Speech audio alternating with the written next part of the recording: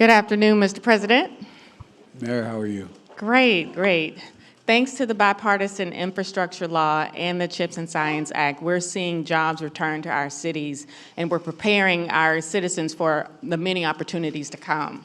What can we as mayors do to help you further your agenda of shoring up our national security and bring more high-quality jobs to America's cities? I think two things.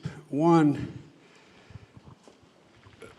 be realistic and don't confuse the national debt with debt reduction on a yearly basis.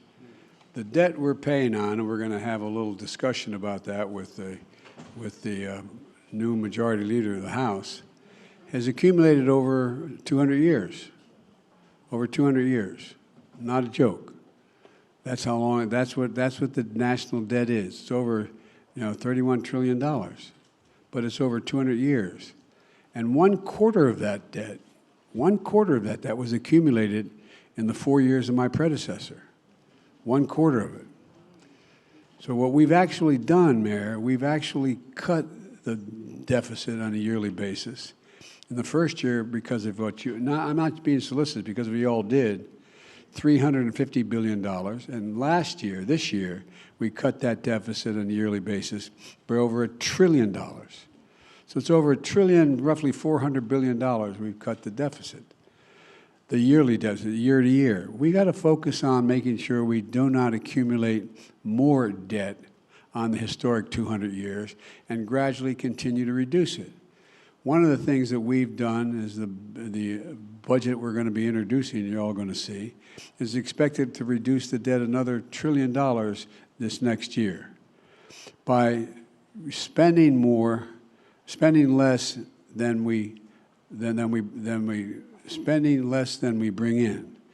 Now, the big debate, I'll be honest with you, and I'm going to talk about in the State of the Union, is a fundamental disagreement on what we should do to cut.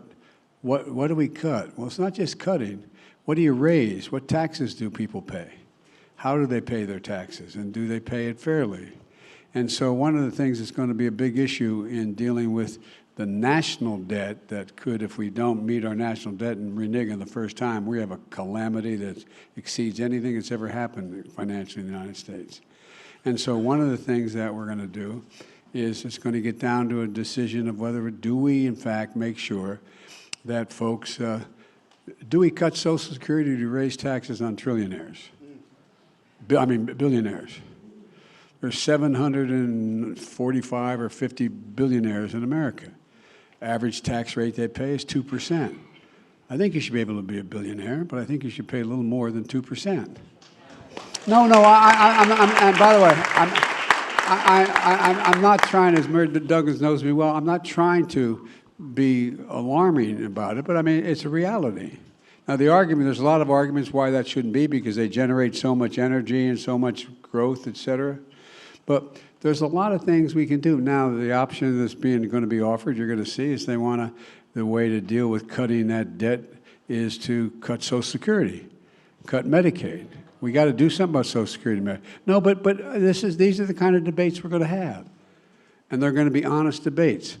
For you, it seems to me, for a mayor, the things that I believe, and I've not been a mayor, but I think I've watched long enough to know the difference between great ones like you and folks who don't do much, or don't, I shouldn't say don't too much. I shouldn't say it. You've had more difficulty, is focus on the things that make your city unique and make it grow. What are the things that make it grow? Well, first of all, I could go on, but I'm just going to give you one example. We're in a situation where if you were one of the reasons why America became the most advanced and economically prosperous nation in the 21st century, we're the first nation in the world to have a universal education system, grades 1 through 12. Now, others had systems that were superior to ours in terms of their exclusiveness, but not universal. Now, I wonder if anybody, if today we were starting off and saying, we're going to decide we're going to have a universal education system. Would anybody think in the second quarter of the 21st century that 12 years was enough to compete? I don't think so, for real. So a lot of you are doing a lot of experimental work in terms of not just pre-K, but you're doing it in terms of education, teaching kids to read, write, add, and subtract at 3 and 4 and 5 years old, and you're focusing on apprentice programs after college. You're focusing on, after high school. And you're focusing in high school on allowing people to learn trades instead of, remember, there used to be, even you're old enough to remember, not you, Mayor. But when, there were shop classes in school where people learned whether they're comfortable working with their hands, so there's a lot of things that we can do in education. There's a lot of things you can also do in terms of dealing with, I'm going to get you a lot more money, God willing, because I think we have universal support for it, beyond the money that came out of the original legislation. There's a proposal that I've just presented to, I'm the guy that wrote the community policing law. It got very bad publicity. But guess what? People are figuring out, guess what? It works. The people who most need the help, the most victimized, are the poorest communities. So we need cops in those communities, from those communities, but cops that are held accountable to everything that they say we're supposed to do. And we can do that.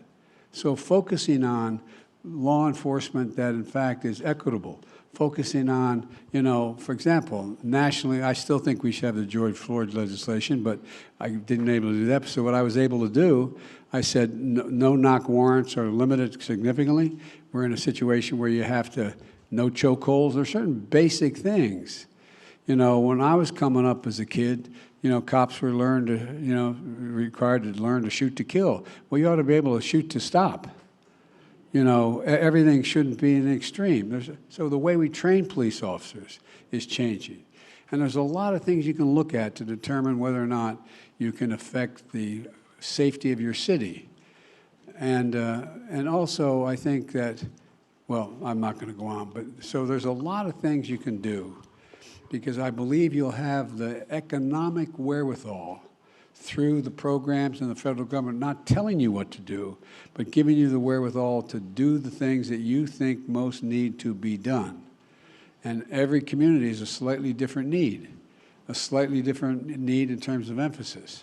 And I think one of the great mayors in the country is Duggan from Detroit. Not a joke. I tell you what, he inherited a hell of a situation. And I remember Barack Obama turned to me one day and said, not a joke, Joe, fix Detroit. I said, oh, no problem. No problem. Well, I got to know Detroit. I found out things the mayor taught me was, guess what? That something was as close to 70% of the people 60% of the people in the city who were high school educated had jobs that were outside the city. And they couldn't get there. 60% of them didn't have cars. So we ended up getting, 20 new buses, was it initially? Just practical things to determine what are the things that both allow neighborhoods to stay united and move. And again, there's a lot. And one of the things that Mayor Landrieu, I still call him the mayor, but he's much more than that. He's running this show for me because we also have, I can't remember I asked for the phone number and I forgot it. 881-8946 that you can call, because we have people in here. No, I'm not joking. A lot of people know we have these programs, but they're hard to navigate. So you can pick up the phone and call, how do I get the money to do A, B, C, or D? Can I do this with that? To cut through the red tape. Anyway, I hope I answered. You're about to cut me off. Thank you, Mr. President. We do